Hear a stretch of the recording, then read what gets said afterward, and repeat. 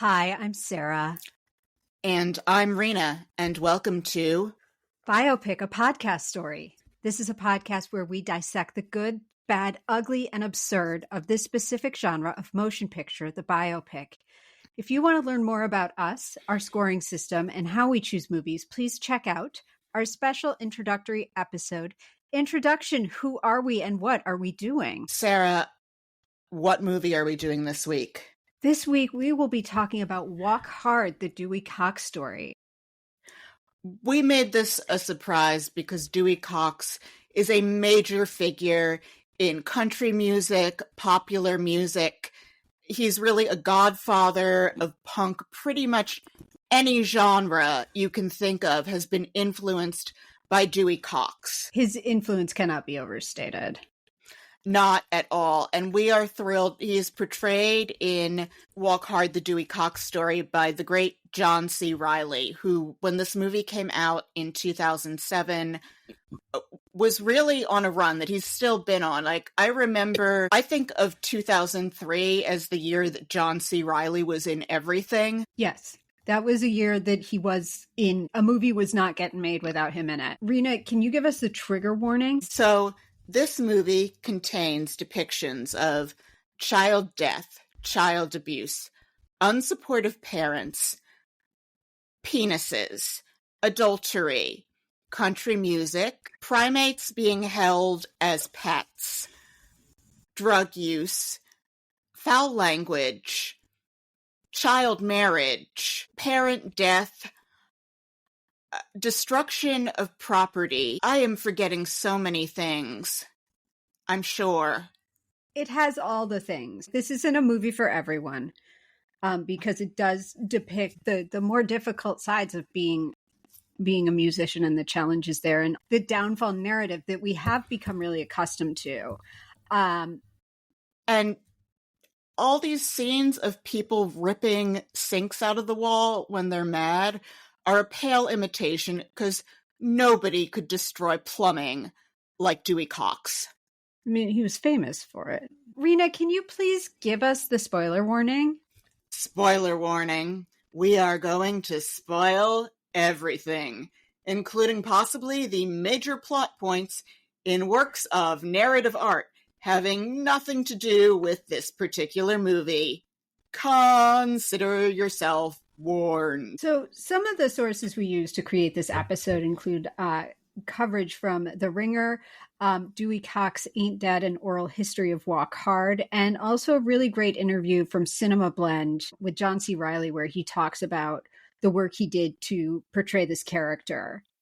So, Sara, can you please tell us a little bit about country music legend Dewey Cox and about Walk Hard, the Dewey Cox story?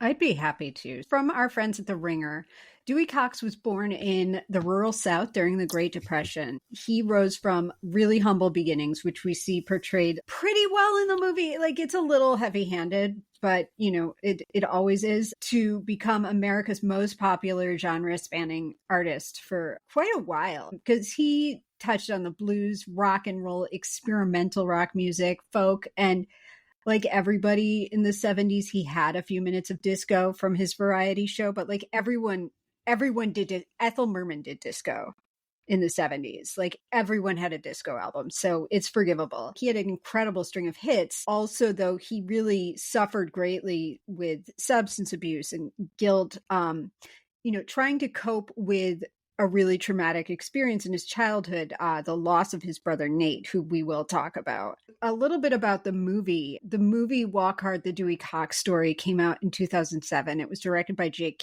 Kasdan. So Nepo baby alert for you, Rena. Starring John C. Reilly, Jenna Fischer, Kristen Wiig, Tim Meadows, David Krumholtz, the amazing Margo Martindale, Raymond J. Barry, Craig Robinson, Matt Besser, Chris Parnell. It was not a hit when it came out. It was a $35 million budget, and it earned $20 million at the box office, which is really surprising given how popular this genre was at that window of time. But we'll talk more about kind of like the awards and the vibe of 2007 in filmmaking. It it's become really appreciated over the years. I'm going to call it a masterpiece. And John C. Reilly did exhaustive research on Dewey Cox in order to play this character. He met with the family and his estate.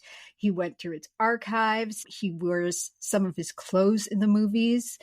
And he actually said in one interview, the scene where he's on PCP and climbing to the top of the theater, the sumo diaper he is wearing actually belonged to Dewey Cox. It was his real diaper from that incident. And the real Dewey Cox was on set. John described him as pretty difficult. Dewey ribbed him constantly, saying he was better looking than John. I mean, okay. Dewey Cox was not, as you said, not great about giving John C. Reilly much advice. Like, again, from the Cinema Blend article, they ask him, did he tell you to walk hard? To which John C. Reilly responded, yeah, he said that over and over. We got sick of hearing that by the time he passed away. Like, all right, dude, we get it. We heard the song. We get it. I don't know what you want from this man in terms of insight. Like, the lyrics really do say it all. It's American poetry. Like, it's beautiful. Should we talk about the actual movie? Yeah, we should, because everyone should see this movie. Yeah. So I feel like Walk the Line ripped off Dewey Cox, even though Walk the Line came out in 2005 and this movie came out in 2007. Everything that Walk the Line does, Walk Hard, the Dewey Cox story does better. 100%. Like, so we open on Dewey getting Paige to come on stage, which, as we've discussed, is how like so many of these biopics open. Tim Meadows, who's playing Sam, tells the stagehand, you know, like Dewey needs to think about his entire life before he plays. Yeah. Dewey really put his life into his work. It was part of his authenticity. So we flash back into his childhood, and you know, and as I mentioned, it's depression. They are sharecroppers, like they're poor. His parents have a dynamic of like the dad is very much the taskmaster and their mother is very caring and warm. And we see him watching his brother, who is a really talented musician, performing. And it's a tragedy because if Nate had lived, we would have likely seen him make great strides in how we view classical music in the United States, just given that he would be coming to the table performing that like with a common touch, but also as a prodigy. And his dad says, like, you're perfect, Nate. And he is perfect. You also see like that Nate's like a much better person than Dewey is too. And so they go out on just like an ordinary day and they're doing all of this fun stuff that kids do, you know, like riding on tractors and playing with guns and things like that. Nate's talking about the things he wants to be. Like he is going to be a composer, a baseball player, an astronaut. And I don't doubt that he would have accomplished those things. Kids don't live like this anymore. You know, like they're on their phones all the time. No one's in the moment.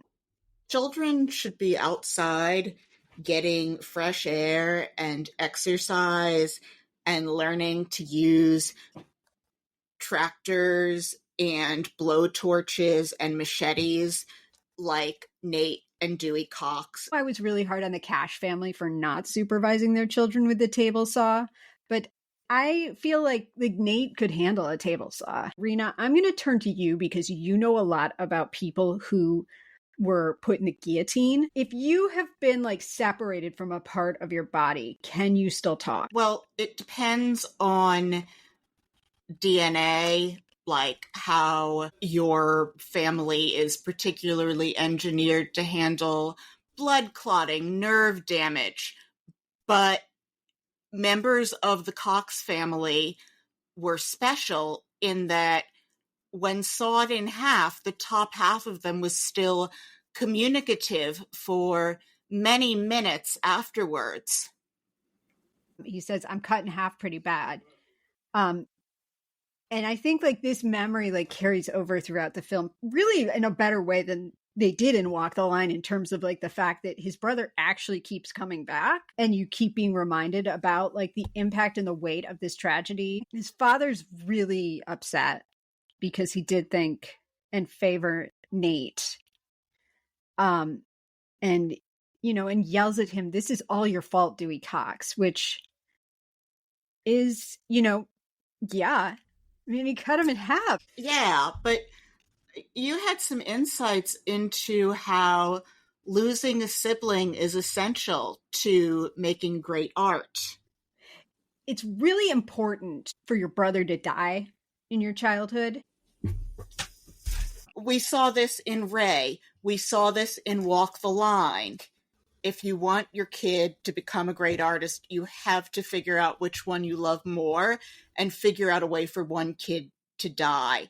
It's similar to how, as we know, astrology is a science, and that is why, in the summer months that have an inordinate number of presidents, that's why you see plane loads of mostly white, heavily pregnant women and their life partners showing up at specific parts of the year, often to induce labor, so that their kid will be born on a day at a time and a point in the world where the stars will line up for traits like leadership, financial acuity, charisma, so that they can guarantee that they'll produce a future senator or iBanker, because astrology is real, as we all know. The trauma of experiencing this causes him to go smell blind, which is something that also happened to Michael Hutchence. I don't know if you know this, but he lost his ability to smell after he got into a fight and hit his head. I can't imagine how challenging it is to go through life not being able to smell, because that would also mean you can't really taste, right? They don't touch on him losing his sense of taste at all, although, food isn't among the vices that we see Dewey Cox indulging in. So, yeah, food does not play a heavy role in this film. You can see that in the scene where he yells, I guess we're getting a bit ahead of ourselves, where he yells at the chimp, "All you care about is fruit and touching yourself." It's probably because he can't taste anything, so he doesn't realize how great fruit is or why the chimp is emotionally invested in it. That does also explain why he was able to have a pet chimp, because the smell, I've been made to understand chimp smell is a thing. But I guess that's a benefit, is that you can have weird pets. So let's get back on with talking about this movie. So his mom does try and comfort him a bit. And as we mentioned up top, Margo Martindale is the absolute best. He hears the blues for the first time, which is a huge moment. And he's talking to these other blues artists, and they're saying, as a child, he probably doesn't understand the blues, and he explains that he does indeed understand them because he saw his brother cut in half pretty bad, and he takes to the blues right away. Yes, we see that now that he has been personally touched by tragedy, Dewey has preternaturally received musical gifts nearly on par with his brothers, including that he can immediately play the guitar like a seasoned blues man with decades of experience, and also he can now sing in the deep voice of an adult man who's lived rough, despite having not experienced puberty or voice cracks. We cut to Dewey in 1953, and he is about to go perform at his school's talent show. And I don't know how I feel about the choice to put John C. Reilly in beginning at the age of 14 in this movie. I found it a little jarring. Normally I would say that it's always jarring and very hard to creatively handle that moment where you swap the adult actor who you're paying the big bucks for in for the child actor. Because, yeah, you want to get the most out of the adult actor who you're paying for. So you want to get them swapped in as soon as possible. But I think John C. Reilly absolutely looks 14 here. I have no trouble believing that he is whatever age they say he is throughout the film. He really does carry himself like a pubescent boy. Unfortunately, since Dewey Cox married at 14 to a 12-year-old. I'm afraid we now have to sing the Child Bride medley, even though it doesn't scan because we don't have sibling teen. So with apologies to the Sam Cooke estate and to Mr. Ringo Starr, she was only 12. Only 12. You're She's 12. You're beautiful. And you're mine. She was a year younger than Loretta Lynn. And he was a year older, so it's not like what we saw in Coal Miner's Daughter. I mean, it's more like what we saw in Gandhi. But anyway, back to this talent show. He performs his first like known song, Take My Hand, at this talent show, and it causes everyone to go nuts. It is very much like the Rites of Spring, and Stravinsky, and like it is, you see the power of music to make people crazy. And his dad is in the audience seeing all of this mania, and his dad is like, the wrong kid died again. We can't see a movie about a musician if there's not a parent who thinks that they're disgusting. But there is like rioting in the streets. Is there an episode in rock history in 500 Songs about this song? I have a bone to pick with Andrew Hickey, the host of A History of Rock Music in 500 Songs, who normally I have cited as an inspiration. I have talked about how there are things we do on this show that, like, I do the trigger warning because of him. And he's been a source for us a bunch of times, and I admire his show a lot. He's at nearly 180 official episodes, and no mention of Dewey Cox so far. Andrew Hickey is a fucking hack. Ugh. He has a girlfriend who we are meeting for the first time. Her name is Edith, and she reassures him that she will love him no matter what. And we see that she wasn't capable of that. Like, she was only 12. Like, you make all kinds of crazy promises when you're 12.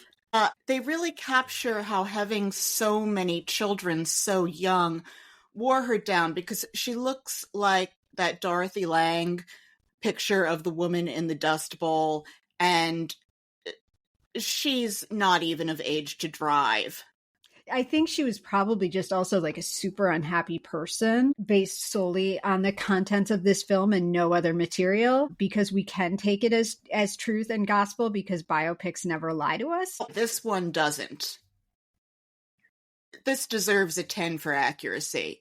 We see that Dewey gets the kind of job that a 14-year-old can get, which is to work as a janitor at a rock and roll bar. We see his first sighting of Craig Robinson as Bobby Shannon. I, for one, am impressed that this club was progressive enough on integration that this black club hired a white janitor in the 50s.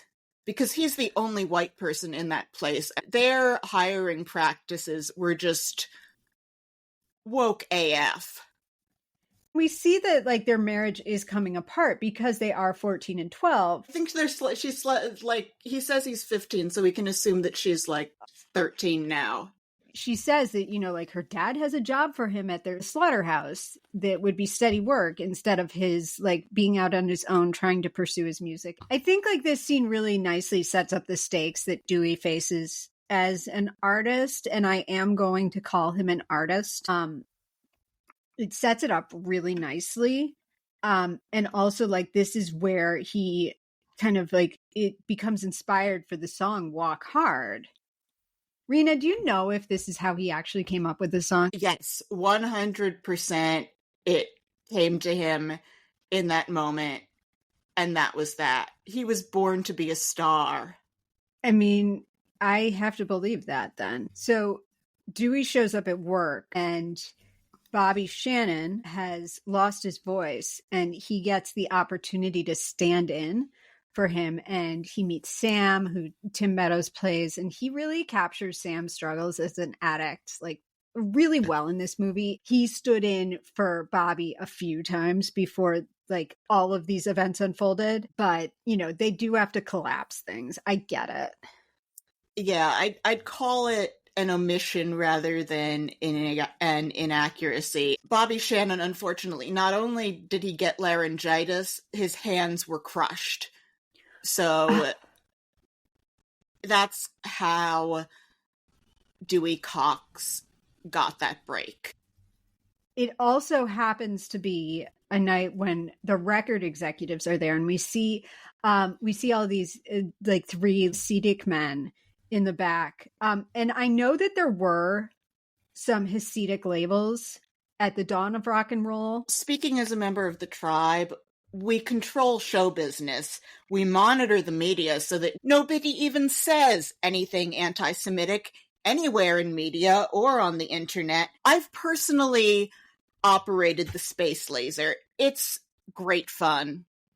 If I converted, would they let me operate the space laser? You know, it might take a few years. You'd have to get your bat mitzvah, but eventually, with time and enough arcane rituals that I'm not going to tell you about, we might let you operate the space laser. He does get his break to go, record with a label, and he's singing. And if you can't perform like the stuff that means something to you, it really collapses you as an artist. And we see that happening again. Well, yes, Dewey Cox went into the studio and he was recording the song That's Amore, and we see an authentic representation of John C. Reilly as Dewey Cox singing a countrified That's Amore. And it is so bad that this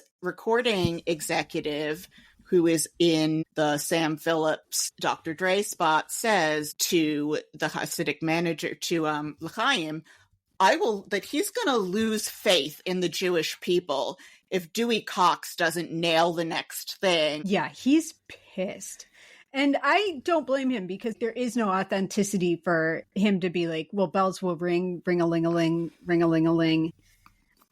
Because, when he fell in love, it was more like police sirens and people going crazy. Do you know if there was payola involved in his initial success? Because they did get the album out to radio stations really fast. No, it was literally an overnight hit. Like, first off, he had never met any of the musicians in the room. They had never played together before, but they just got it. And it was so good that, yes, it was on the radio within 35 minutes of the album being pressed. We say literally too much, but in this case, literally overnight success. Like, you'd think that Edith would be happy here. She is not, but he gets a pet chimp. And I miss the 50s. You used to be able to just go to a store on Canal Street or go to Harrods and buy a chimp. Chimps have an unearned reputation as bad house pets. You have to view the chimpanzee as your child, and you can love the aggression out of them. If the chimp bites you, you should ask yourself, would I put my kid in a cage or send them away? No, you would give them a hug, and you would tell them that you love them unconditionally, and that is what you should do when you are bitten by a chimpanzee. And eventually, even as it gets bigger and stronger, the chimp will calm down and become a loving, docile pet, and you'll be able to train it to take care of you when you're old. Also, I think that people who own pet chimps are the most reasonable people on the planet. Yeah, having a pet primate is a fantastic sign of sanity. He has a lot of children. Franz Liszt, who we just talked about in the Listomania episode, may have had as many as 36 illegitimate children. Ray Charles had umpteen that we know of. So this isn't that unusual. I mean, I guess you do have to kind of spread your seed far and wide in order to prove that you are the best man. We cut to a show where we see where he runs into we have a fan service moment.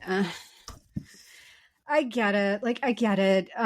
Where we have Buddy Holly and the Big Bopper. and they're about to go like get on that plane, which is super sad. One of the things that this film does really well and quite subtly is every time that there is a famous person, they make sure they capture that habit that famous people have of saying their names as many times as possible in a sentence to remind you of who you are, which biopics try to do, but they don't always get it right. Yeah, they really get that right here. Yeah, that like Buddy Holly quite naturally would say, I, Buddy Holly, something, something, something, Buddy Holly. Just to remind people who he is in case they forget. Do we know if Dewey Cox was supposed to be on that plane? So this is something that Walk Hard does not get into. And again, it's one of these things that I categorize under omission rather than intentional inaccuracy, is that Dewey Cox was on that flight with Buddy Holly and the Big Bopper. He was the sole survivor. Showing a plane crash would have taken away from giving us the full life of Dewey Cox. It would have been a big digression that would have kept us from seeing a tightly told tale. But yes, he was the sole survivor of the plane crash that killed so many bright lights in rock and roll.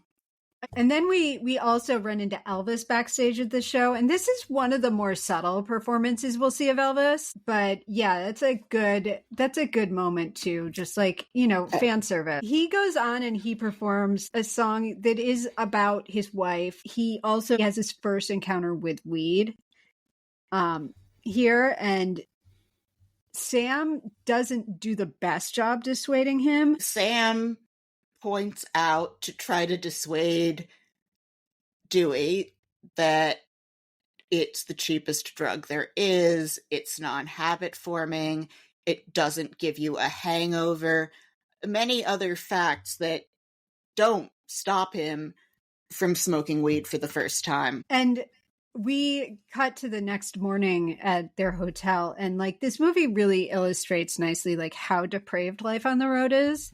Because they are just in a room full of naked men and naked ladies, and it's gross. Mm-hmm. And then we get the terrible news. His dad shows up at the hotel room door and, reminds him that the wrong son died. And we find out that his mother died dancing to one of his songs. It's just straight up ironic that she survived that fall out the window. It happens a lot that people die in a Rube Goldberg kind of way, but it's especially tragic here. Yeah. And then we also he tries cocaine. I want to talk about the dialogue here, which I don't think we've gone into enough. And for example, that when Edith tells him, you didn't build me that candy house you promised me, and he says, it'll rain on it and it'll melt. And I'm not getting the exact words down, but that was brilliant. Couples have this fight all the time. It's a very real fight. And then we have Darlene shows up, who would eventually become his wife. Darlene is played by the lovely Jenna Fischer. She becomes a backup singer, but then very quickly advances to being a duet partner. And they actually have a song here that I thought you would probably love called Let's Duet, because you liked that arm song so much from Walk the Line. And we see them begin kind of a lovely courtship. They're using machinery and they're riding horses. Inevitably, we're reminded of Nate. And we know that like people just didn't have the language of loss in the 50s and 60s. And we see Darlene is trying to resist the temptation because they're friends, but she's a good Christian. And they do end up getting married, but he has forgotten that he is already married. Yeah, so bigamy is illegal. I don't know what the laws are from state to state on how one punishes bigamy or whether the latter marriage is simply invalid. But like, as we saw in Ray, where Ray will have visions of water and limbs, they're having a lovely time, and Dewey just he has a vision of a machete. So they're at the hotel. Dewey and Darlene are at the hotel getting ready to consummate. John C. Reilly does a little thing like a horse rearing, and Edith walks in. It's unfortunate. And they end up having a big fight, and this is the end of their marriage. And she takes the kids, which I have to say he doesn't seem that worked up about that, but he does get really pissed off, and he does rip out some plumbing. He rips out plumbing many, many times, which is an effective and simple way to deal with your feelings. And nobody could rip up plumbing like Dewey Cox. Yeah, and like, we're on record here at the show as being anti-ripping up plumbing in general, just because it makes a mess, and you know, you have to clean up a lot of like water, and you have to call a plumber and stuff. But we see why he does it here. He's upset. He didn't have a lot of ways to express himself again. And he goes into like a sort of like one of his first like real experimental eras here, in sort of experiments with like mariachi style music. I really love the ad lib of, you know, "Your Honor, may I approach the bench" in the opening to the song. It just adds some like additional substance to the tone of the song. Yes. To guilty as charged. Yes. And, you know, and we see like that they're traveling, and he's still got the monkey. Yeah, this is where, you know, he's arguing with the chimp, and where he says to the chimp, like, "All you care about is fruit and touching yourself, fuck you." Which, fair.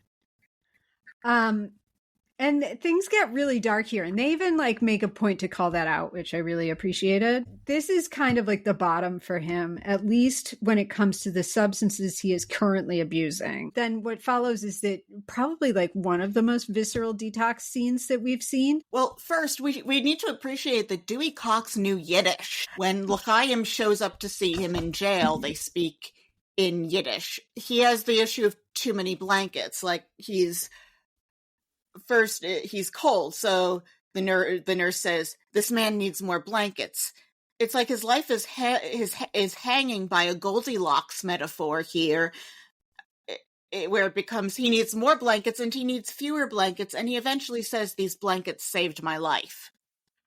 Darlene comes to see him as he's detoxing. There's like so much will they won't they in this movie, but they decide to be friends again, and then they do like decide to embark on a relationship. We cut here to Berkeley, California. They have decided to move out west to be a part of that scene that was so important in the 60s. And, you know, as we've discussed, like the storytelling around the boomer generation is really lacking. There really isn't a lot of good documentation about the boomers and their experiences and how they feel. So I really personally appreciated this so much, because I just feel like we don't know anything about them.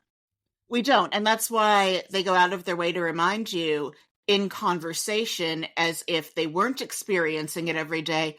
The 60s are a time when many important things are happening. So he's experimenting with folk music, and also like starting to really discover himself as an activist. I'm going to say something super controversial here. His lyrics are better than Bob Dylan's. There are so many that I like. That's the thing. I wanted to write it down, but you have a line here from the song Royal Jelly, which you called one of your favorite lyrics ever, where he says, "My sense of taste is wasted on the phosphorescent orange peels of San Francisco axe-encrusted frenzy." That sounds straight out of Highway 61 Revisited. Do you think there's a world where we can get James Mangold to direct a movie about Bob Dylan and Dewey Cox meeting? If we can watch John C. Reilly again, I guess. I touched on his activism. He became really involved in the short power movement, which is super interesting if you look into it, with his song Let Me Hold You Little Man. And I noted here, because we're always noting when someone like experiences the assassination of Martin Luther King, I guess like he was so invested in the short power movement that he didn't really index on MLK's role in civil rights. He goes to India and runs into the Beatles there, and they're all tools, which I totally believe. Yeah, and we really don't know enough about them, so it's important that they remind us which Beatle does what. I think this movie does really kind of tap on the fact that like the Beatles were just a bunch of posers, and Dewey here like goes off the wagon again because he tries LSD, which I get it. Like, we didn't know any better back then. I love this, but they show his first acid trip as the Yellow Submarine style animation of, hey, I'm tripping with the Beatles. And then he switches to a bad trip, but excellent bit of animation there. And yeah, so he spent days on a trampoline. Then you see, like, he's having trouble with his next recording. They're telling him this is like 5 songs at once, but as a symphony, and he has like sandboxes full of goats and troops of Polynesian dancers coming into the studio. And, you know, Love and Mercy ripped this scene off. Also, I was super excited to see one of my favorites, David Krumholtz, show up here as his new manager. I love him. You know, I know that like people love this music, but and it's not for me. And then finally, like, the band has had enough, as they should. I really appreciated that this wasn't about the album. It was about like the petty bullshit, because I just think like that's mostly probably what is happening when bands break up, and they always make it seem bigger. But like the fact that he didn't pay for drugs, like Sam calls him out for that. Like, I bet like most bands broke up over that. I'm sure Jim Morrison never paid for drugs. Oh. Yeah, it's something that Sam cites repeatedly that becomes an eventual sign of growth. Spoilers. This repeated motif line of, and he never paid for drugs, not once. Which is a lot of expense being taken on by other people. We rip out another sink. And then he tries PCP, which is really bad. We saw this in Get On Up. PCP is bad news. Yeah, like kids don't do angel dust. And he climbs to the top of the theater in the aforementioned sumo diaper. And this is really like, this is like a real bottom. Nate comes to him as a grown-up and totally kicks his ass in their like imaginary dialogue, which is amazing. Well, Nate points out that if he had been alive, he would have been president and an astronaut and on the moon killing aliens, since we know that there is life on the moon. We zoom ahead to 1976, and he is trying to fix up his life. He's really struggling, though, and it is hard to recapture your creativity if drugs have been a crutch. Like, we know that drugs actually make you more creative and a better artist, and that getting off of the drugs means that you are automatically going to fail. He gets a variety show, and I want to also just like be clear, everyone had a variety show in the 70s. Like, Johnny Cash had a variety show, and he has a broadcast interview that is just like a really bad moment for him, where, you know, he's just being asked about being a failure and being, you know, like being in this bad situation. You know, it's a really good encapsulation of like how the media attacks white artists and white male artists in particular, and how hard they are on them. You see it like just like the prejudicial way she goes at him with questions. about his work. The victimization of white men by women cannot be understated. It comes up again that he can't smell, and she asks him about his kids. She asks him about his kids, and he points out, like, why should people be sticking me with these children I don't want any responsibility for? We know that, like, no artist should have to be responsible for children that they create. And he finally realizes that he needs to sort things out with his father. He wants to talk, but his dad wants to machete fight. And that is the only way his father feels that they can settle this. His father sings his own song, Wrong Kid Died. I can't get it right. And then they're fighting with machetes, and his father accidentally cuts himself in half with a machete. Reflects, I didn't realize how dangerous machetes are. I mean, if I had a nickel, but it is like a healing moment. And we also, like, there's this really great, elegant shot where you see a photo of Nate that's been hanging in the barn get cut in half. It seems like they've resolved their differences, and then Dewey is just kind of hanging out and living his life. And one of his children shows up and wants to play catch. They have a catch, and then all of his other children begin showing up. And there's so many of them. Yeah. He spread his seed far. The world is full of little Coxes. And he also, Darlene comes back and reminds us that she's 50 now, because women always want to mention our ages immediately. And it's important in these films to constantly remind you of how old people are. And he has this moment of healing where he can smell again, which is not something that Ray got back except for metaphorically in Ray. He smells Darlene's hair and tells her it smells amazing. Yeah, and he's got all of his children around him, and it's a good moment. But then he's retired, he's unassuming, he's got like 30 kids. Like, having tons of children around is the best. And one of the sons of one of his record label execs shows up and is telling him, like, someone sampled a little bit of Walk Hard in their rap song about love between two adults. And I never want to say anything bad about Lil Nas X, but do we think that this is where you got the idea for Old Town Road? Definitely. And Dreidel L'Chaim, the son of, I think his dad's name is Mezuzah L'Chaim, lets Dewey Cox know. Yes, he lets Dewey Cox know that he's receiving a Lifetime Achievement Award, and there's no need for us to say which organization gave Dewey Cox that Lifetime Achievement Award. That would be overstating it.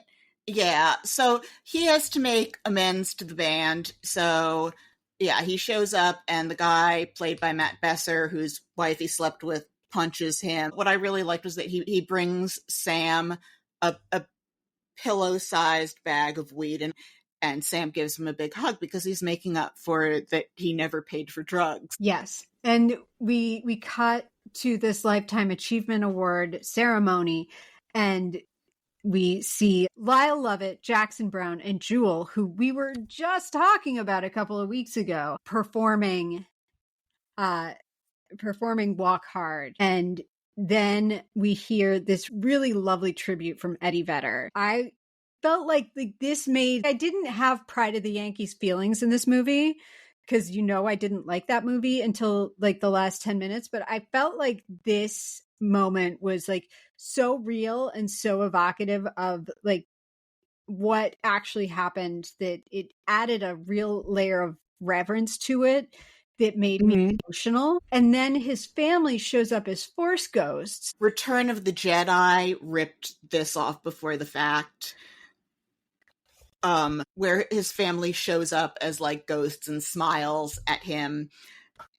But there is no movie or musical star since Dewey Cox's rise to fame that has not borrowed from Dewey Cox. And I can, off the top of my head, as I've done during this, name at least a few musical biopics we've done on this show that appear to have taken from Walk Hard, the Dewey Cox story. I mean, it's kind of amazing that every artist's life can be winnowed down into this trajectory. Yeah, but they're all ripping this particular movie off. Dewey Cox was the godfather of all of these things. Yeah, and like there is no need to make or see any further musical biopics after Dewey Cox. I don't see why anyone would even try. So it's noted that he died 3 minutes after this performance ended. There's closing credits. We see some footage of the actual Dewey Cox. And, okay, everybody, April Fools! Yes. April Fools. If you haven't noticed, this episode was being released on April 1st, 2025. Dewey Cox is a parody movie. Sarah, can you speak to this? And again, April Fools. Yes, of course. We're just having a laugh here, people. The world's terrible. Everything's on fire. We're just trying to have a good time. That's all. If you haven't stopped and looked this up and realized what's going on, or if you weren't in from the get-go, and I have no idea if we amused anyone here, we were mainly amusing ourselves by keeping up the pretense that Dewey Cox is real we were sure one of us would break down at some point, and we didn't, which makes me worry that this has just been really boring to you, the listener, and so we appreciate you hanging on for this put on. So Dewey Cox came out in 2007, and it was a parody of musical biopics and the sources that it mostly parodies are Walk the Line and Ray, although its poster shows John C. Reilly as Jim Morrison in the young lion photos with the beaded necklace. And to be clear, we were sincere in any praise. I love this movie. I hadn't seen it in theaters. I'm going to add to just we can do a little bit of a words talk here. This movie did not get the credit it deserved or recognized for what it was in its time. John C. Reilly was nominated for a Golden Globe for musical or comedy. I personally think he could have and should have gotten an Oscar nomination for his performance. This was a transformative year in filmmaking. This was 2007. There Will Be Blood, No Country for Old Men, Zodiac, Children of Men, Eastern Promises, Juno, Michael Clayton, Charlie Wilson's War. And I could keep going. I would say one Jonathan Depp was nominated for Best Actor for Sweeney Todd, and I would be happy to go back in time and replace him with John C. Reilly, who is a treasure and is in just about every shot of this film. He is in this whole movie is riding on his shoulders, and he carries it beautifully. We aren't going to give a score this week because this is the April Fool's episode, and it's a parody. It's a perfect comedy. It's perfect. It's brilliant. And I can't put a number on it. It's sort of like how, in the way that infinity is not a number, it's a concept. In the spirit of this being perfect, I can't put a number on it. I would just put hearts and wingdings and asterisks and things up for the numbers. I agree with you. It's a perfect movie. It's so funny. And it is one of those movies too that rewards you with repeated views. You catch new things, you find new things, you hear more of the lyrics. Okay, so retractions, apologies, and listener mailbag. We have one. So before we go, we have to apologize for something we said in a previous episode that turned out to be wrong, or that turned out to be misinformation. We are sorry for this. We were wrong. Sometimes we're wrong. Rena, what were we wrong about? We were wrong repeatedly, Sarah. The times that I have spoken about how we came to be friends, I have mentioned that our mothers were Ithaca class of 72, and that they sent us on a friend date 20 years ago. The friend date is true.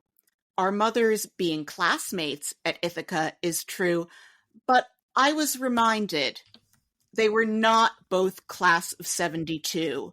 One of our mothers was class of 71. So we have we have given bad information about our mothers repeatedly. Moms, we're sorry that we made our listeners think that one of you was was born in a different year than she actually was, although the member of the class of 71 will be flattered that we thought she was a year younger than she was, I guess. It was all unintentional. Moms, we're sorry for lying about you. My mind is blown. What's next? Are you going to tell me that I have a secret sibling or that my father wasn't my father? Well, yeah, next time. I think you should break all news that changes my identity entirely on recordings of the podcast. Agreed. Yes. I think that seems like a really responsible way to communicate these things. So I would actually ask if there's any news that needs to be broken to me, like do it as I'm being recorded. Okay, I'll do that. I'm sure that'll be great for your mental health. Oh, it will. What's also exciting about that too is that I will come into the episodes a little afraid because I won't know what could happen to me during the recording. So I think like there's many levels of fucking with me here, and like with my neuro passages and everything, like it will pay dividends. Sure. Okay. And with that, if you like the show, please leave us a 5-star rating or subscribe to us on iTunes, Spotify, or wherever you get your podcasts, and tell a friend, or better yet, plural friends, and share us on social media. We hear it helps. You can follow us on Threads, Blue Sky, and Instagram, where we have visual aids from our episodes. Our Instagram handle is at Biopic a Podcast Story. So do check us out there, and we'll link to that in the show notes as well. Please check out our webpage at biopicapodcaststory.podbean.com to see the official ratings for all of the movies that we've done so far. And if you would like to get in touch, you can email us at biopiclistenermailbag@gmail.com. Tune in next week when we'll be talking about John Wayne's The Alamo from 1960. I posted about this, but you should all know that Ozzy Osbourne is the patron saint of our episode on John Wayne's Alamo movie. Talk about episodes I wish were fake. He's the worst. He's a chicken hawk who used the fact that he didn't serve in the war because he was too much of a coward to like aggressively go after people for being anti-American, even though he, like certain people with certain bone spurs, is the biggest coward of them all. And he's garbage. I do not care for him. And I also don't think that he seems at all interested in being an actor. And I think that shows in everything that he is in. He always plays himself. Do you want me to keep going? I could keep going. Also, the Alamo was about keeping slavery in Texas. That's why the Republic of Texas wanted to be independent from Mexico, so they could have slaves. Everything in this country comes back to needing to own people, doesn't it? Well, I guess that's it for this week, everybody. Yes, what a week. Okay, yes, thank you for listening. And good night to the earnest and the cynical. Indeed, good night. And good night, Rena.